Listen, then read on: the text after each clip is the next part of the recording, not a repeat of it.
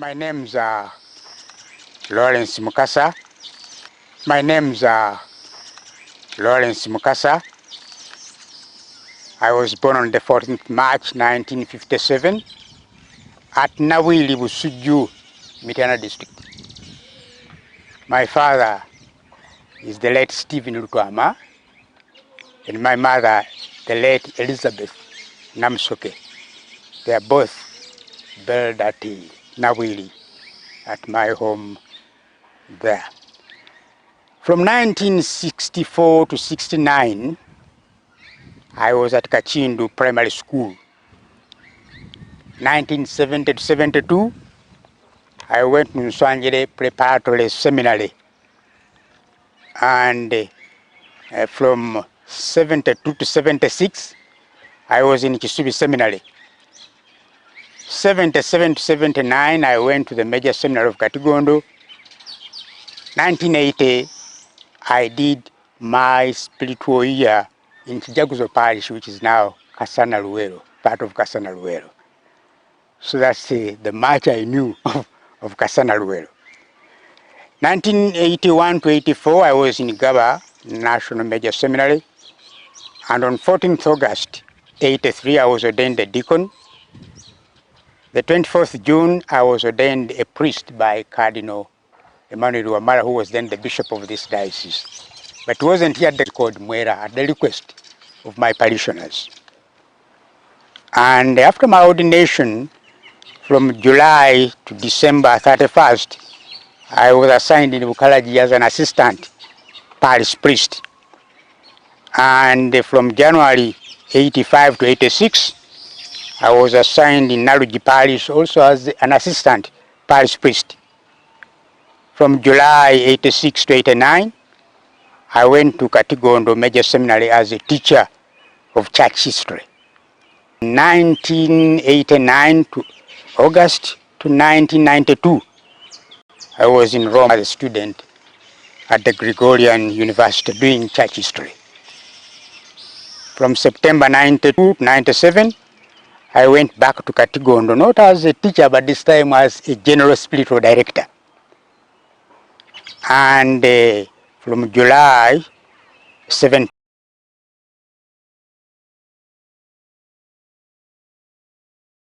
Diocese Chinda-Mitiana, and also as the vicar for the clergy and the chairman of the diocesan board. To many people, this news became a surprise, came in as a surprise to them. But equally the same also to me. It was a big surprise because around this time normally I have a kind of a vacation out of my work. And I had arranged, I was busy focusing on that, to go out of the country for a month and rest out of my work. And on Eid el-Fitri, it was a Friday the 21st, I received a call from the nuncio, Archbishop Luigi Bianco, wondering whether we could meet. He was trying to schedule an appointment, whether we could meet at his residence in Mbuya on Saturday the 22nd. And he gave me the time at 9. And so I obliged. I was there on time. The meeting didn't take long. It was my first time to go into his residence because I didn't have any other reason to go there. Usually it's bishops and the chancellors who interact with him. And he told me that I have some news for you. The Holy Father has appointed you the third bishop of Kasana Luweero. But humanly speaking, as I was moving from here, between here and Mbuya, knowing how things work out in the church, I thought maybe there was something wrong with me and I had to answer a few questions to the nuncio. But this anyway, this is what he told me. He asked me a question. Do you accept?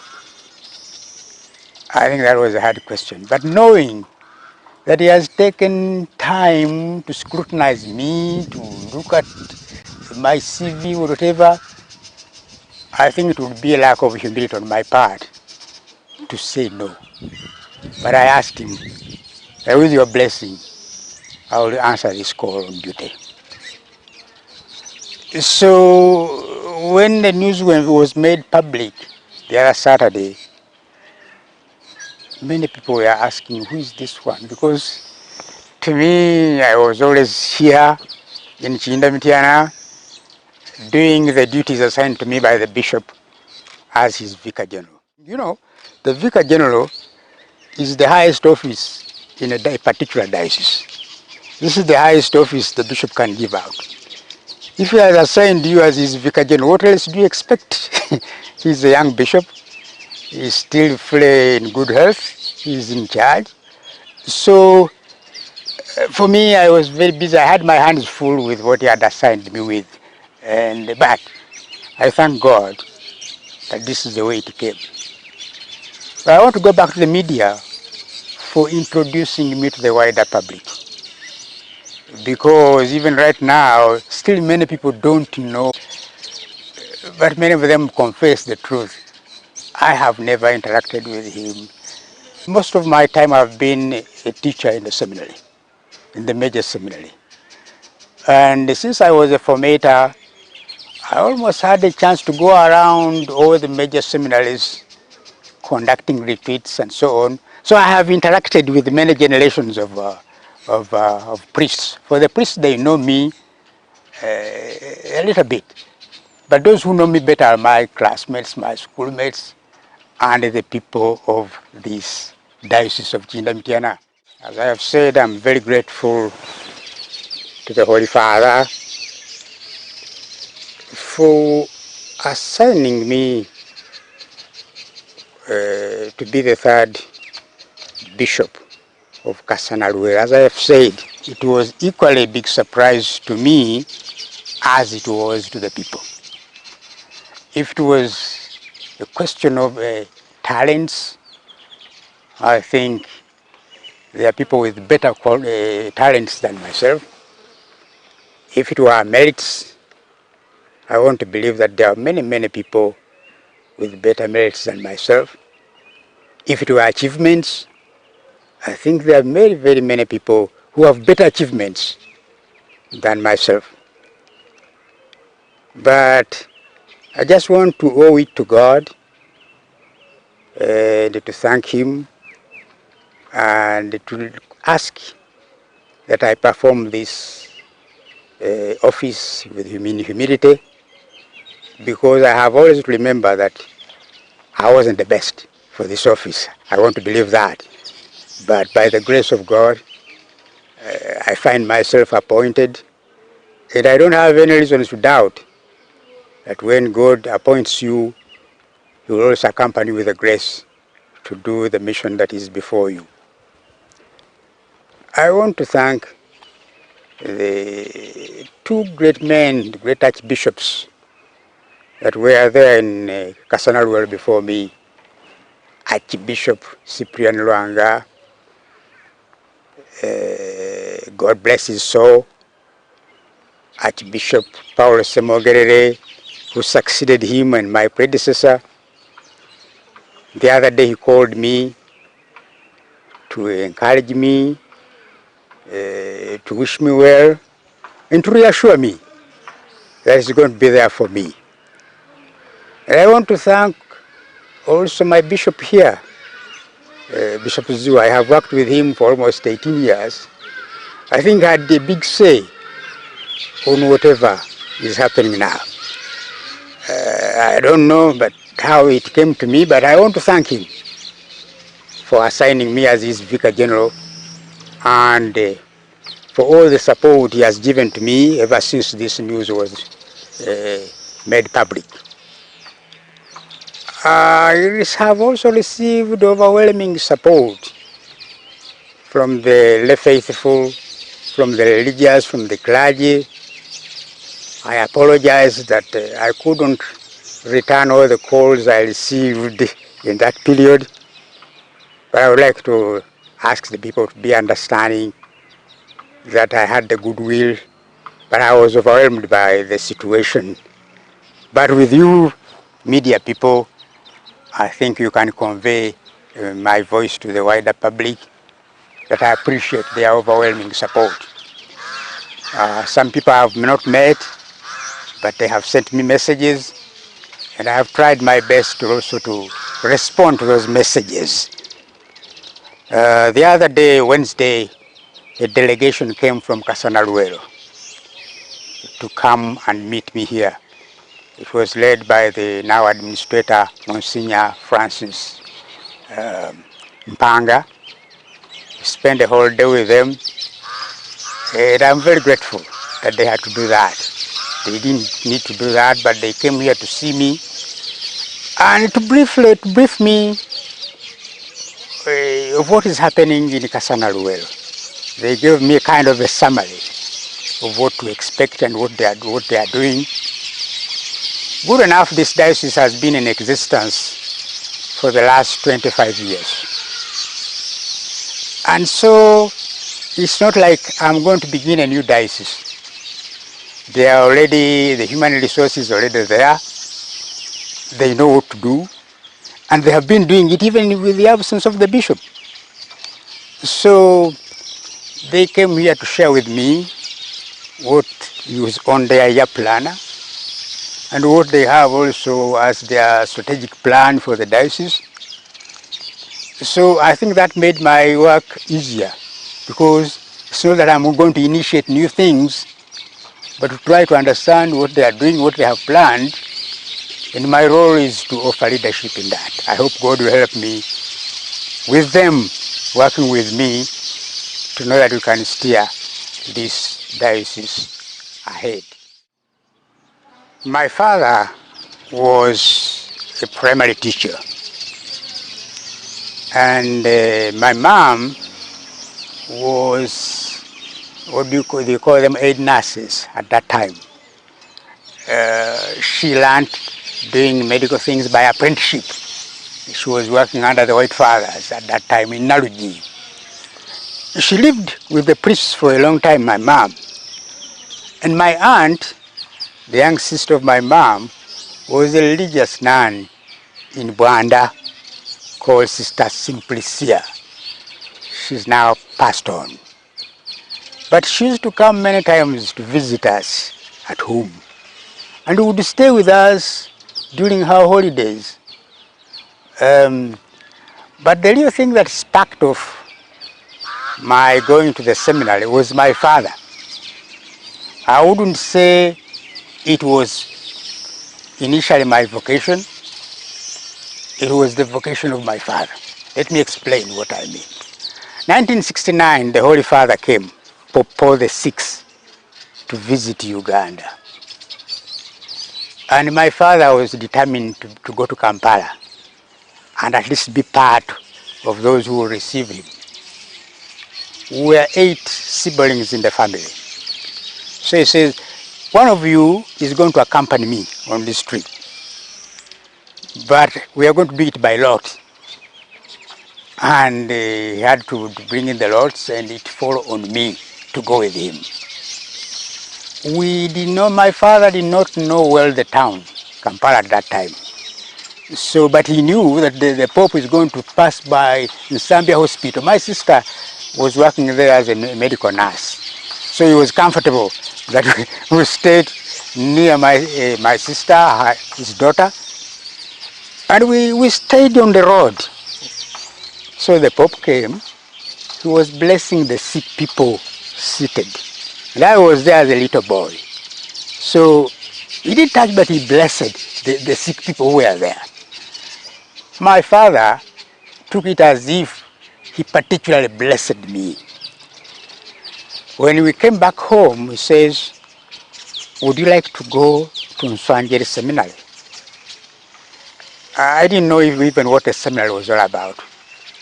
But I was happy to go to a boarding school, move away from home and go to a boarding school. So my father made the arrangements, and I was admitted in Msgr seminary. The rest is history. But as I grew up, I began to reflect on what my father did. He brought me, of all religions, he brought me to the Catholic Church to be baptized. I was a toddler. I didn't know what he was doing on me.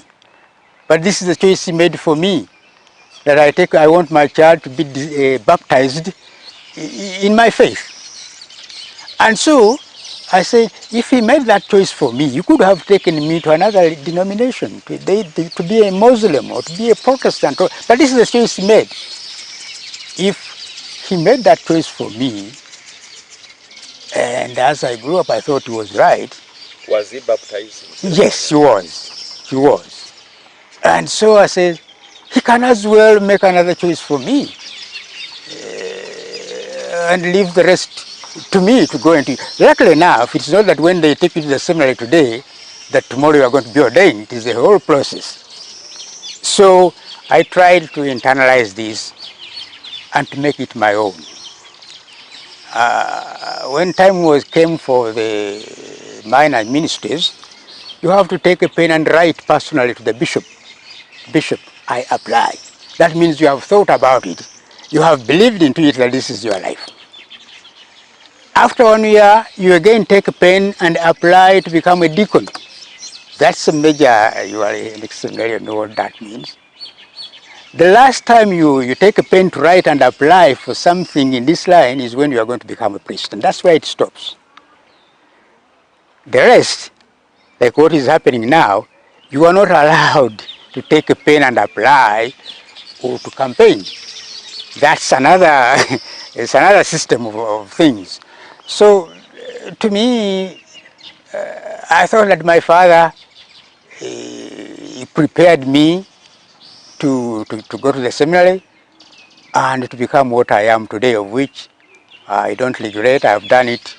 Next year I'll be 40 years a priest. And I think that although it began as a vocation of my father, to which I'm very grateful, but with time I have learned to make it my own. And I try to apply myself every day as I wake up in my bed, that I have to give my yes every day. And I have done it right now for 39 years. Next year, I will be 40 years a priest. Well, I can say that the conviction of being a priest is not anything that I wake up and regret that why did I make this choice. I feel like I would like to continue with this life probably to the end. Like I said, I don't want to talk about myself that this is my strength. The people are there to judge me, and because I can deceive them. I can defend myself.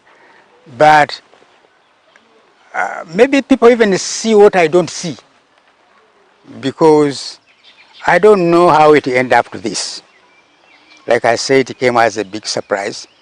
But I think it's better to ask the authorities first of all, says, what are his strengths according to you, and what are his weaknesses? Maybe I shouldn't talk about myself today. It's not very prudent of me to say this is my strength, this is my weakness. I'm grateful to what has happened, but I know that I don't measure up to that job, and I need the support of everybody to help me do it. When the seat becomes vacant in any diocese, in the jurisdiction of the apostolic nuncio, it's upon him to begin to make arrangements to fill again that empty seat. As you know, Archbishop Paulo Semogelo was transferred to the Archdiocese of Kampala, and the seat there in Kasana Luweero remained vacant, sede vacante we say. And of course, it's the nuncio to initiate the process of looking for. I know that he does it at different levels. He asks privately people to suggest to him names. They float names to him. Nobody is supposed, it is a very secret process that nobody is supposed to know what the other is doing. But the inquiry then follows about these names, to scrutinize them, to give him what people think about these candidates that have been suggested. This includes the clergy, especially those who know you, whom they think they know you better. The bishops, individually your bishop, and collectively the Episcopal Conference, because they also have a big say. The religious, the lay faithful, and so forth and so forth. Each one, the nuncio writes to him a private letter. What do you think about so and so and so? And he writes with all the freedom and says, you can bring the letter to me at your own convenience. And I think he scrutinizes all about all of this, and in the end, he zeroes at something, and he recommends that name to the Holy Father. It's up to the Holy Father to approve or to disapprove. But the other details I do not know, because I have never participated in this kind of arrangement. But this, what I know, the little I know, that this is the way it is done.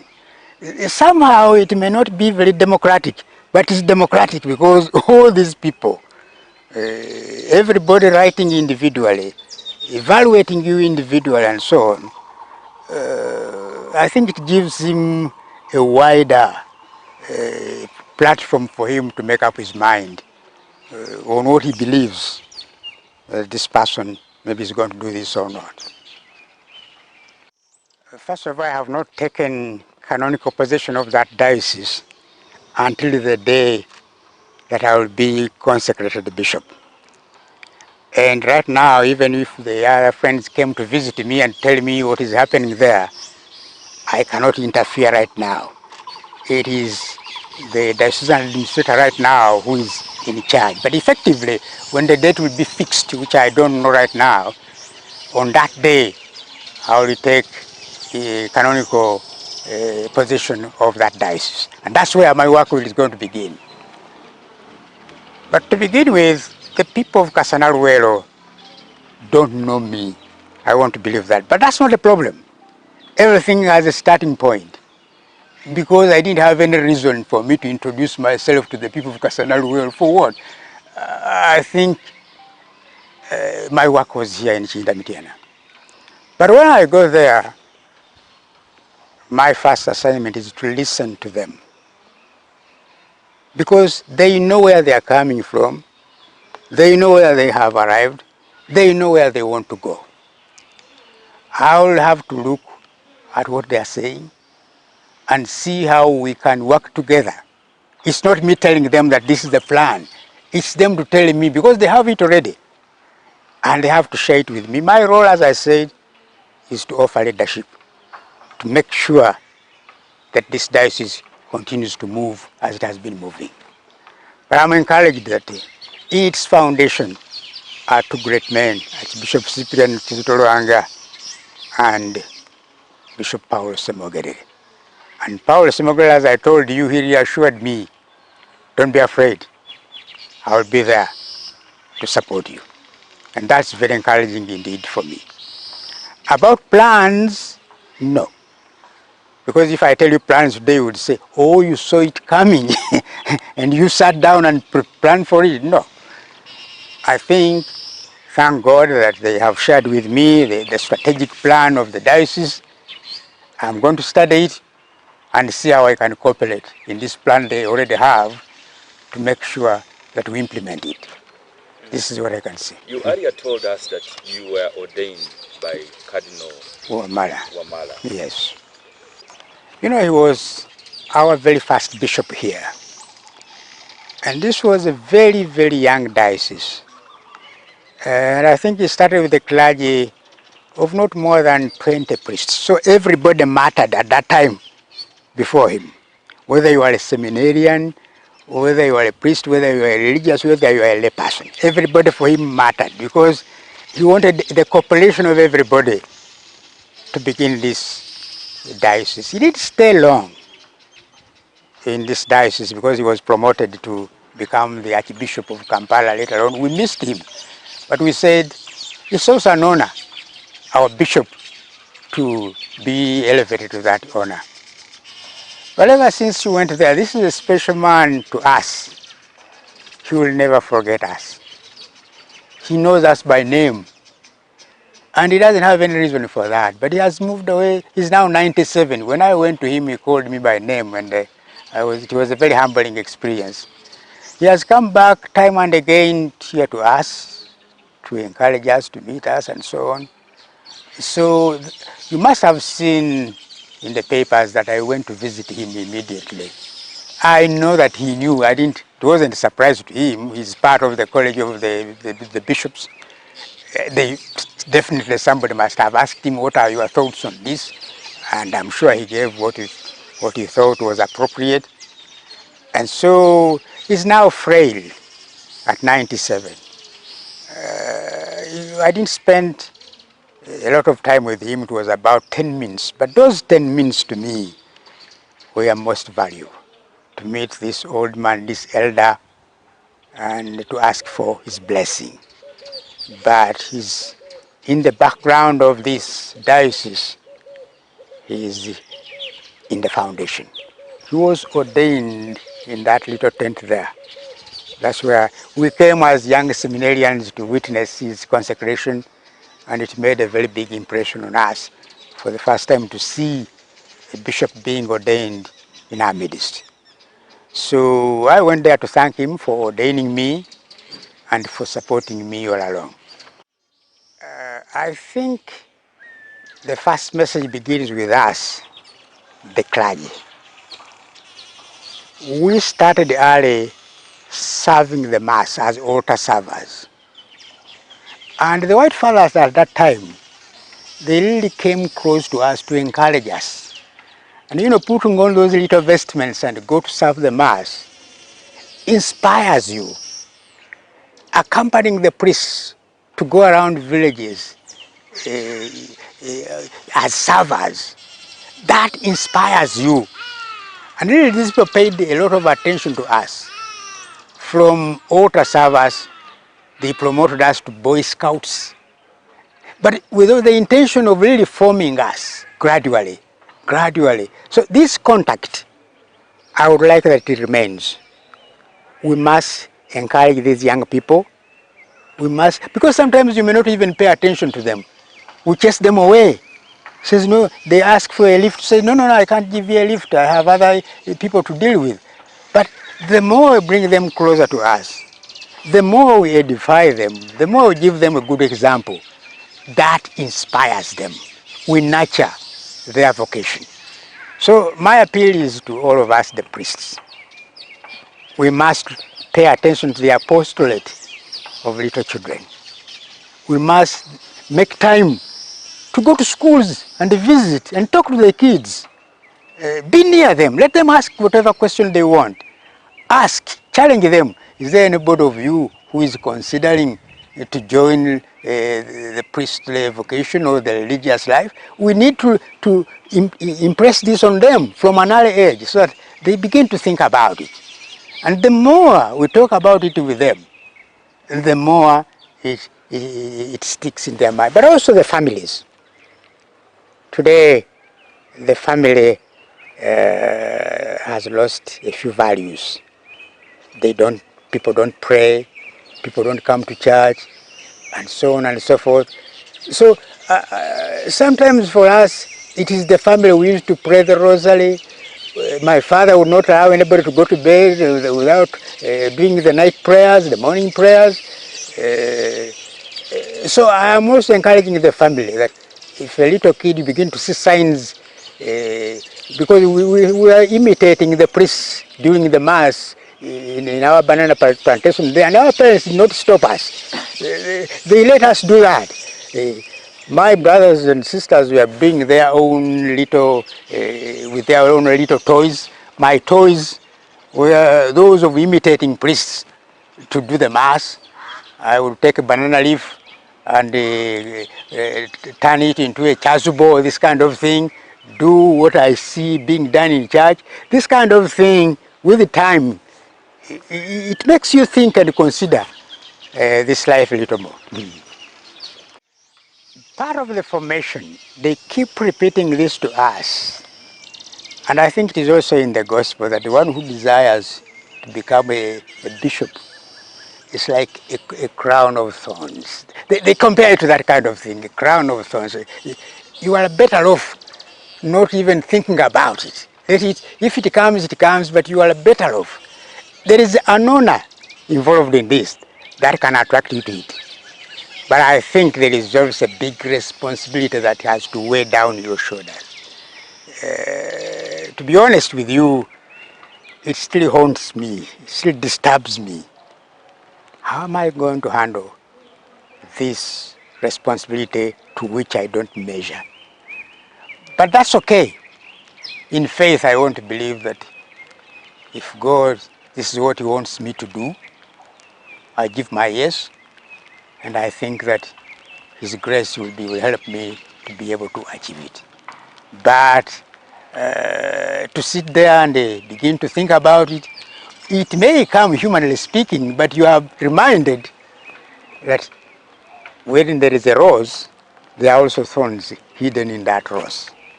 So nice as much as it is good, but still even now that it has come my way, I'm still dead scared about the responsibility ahead of me.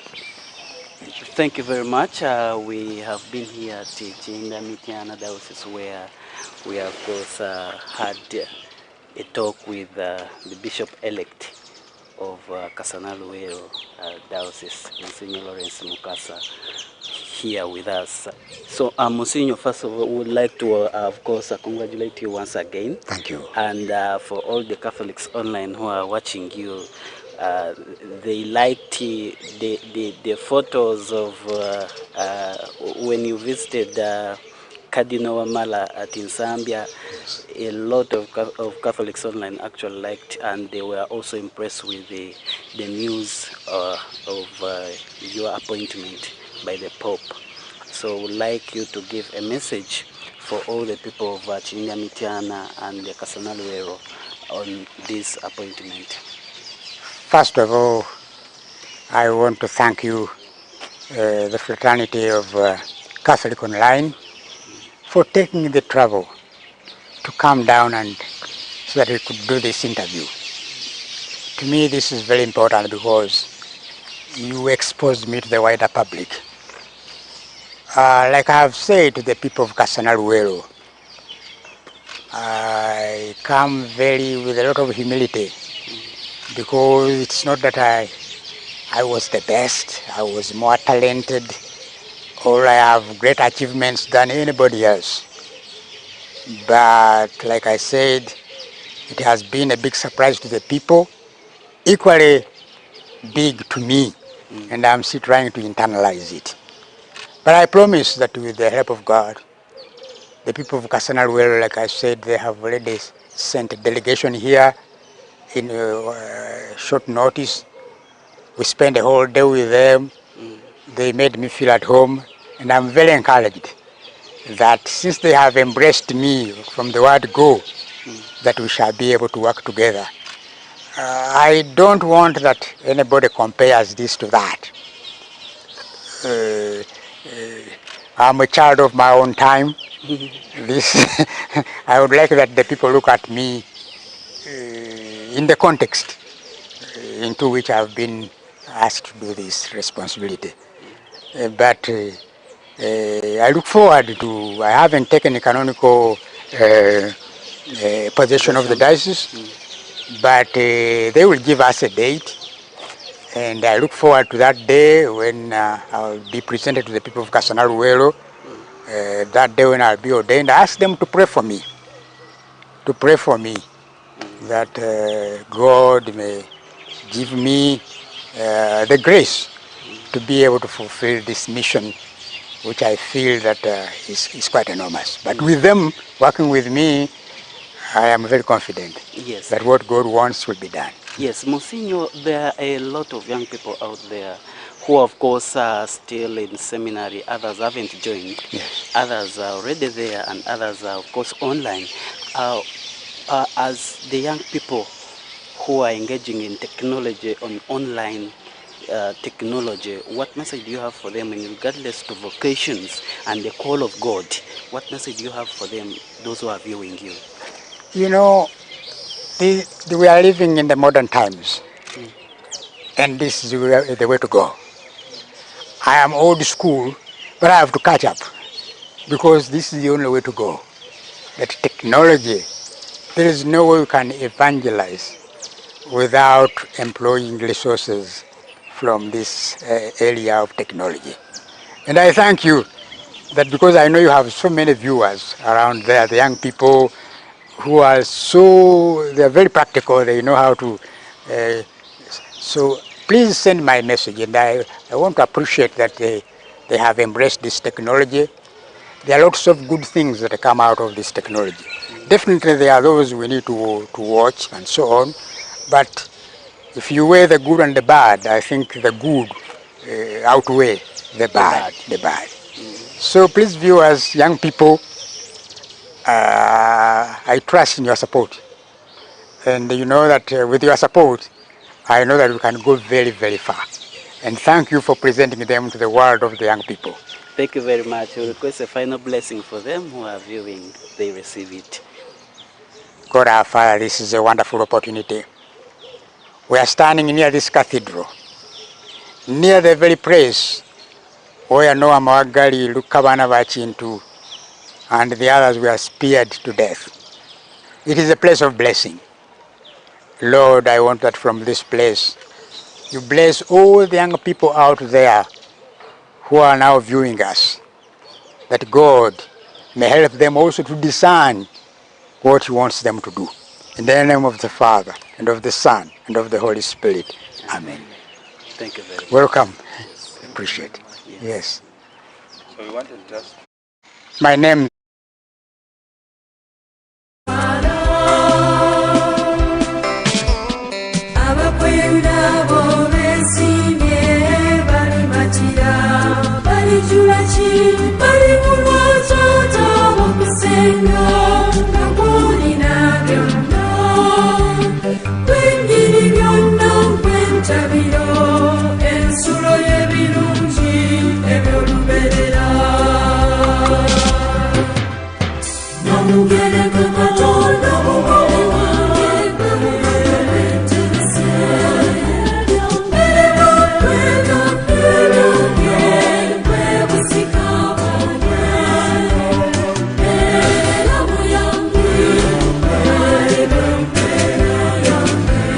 Mukasa.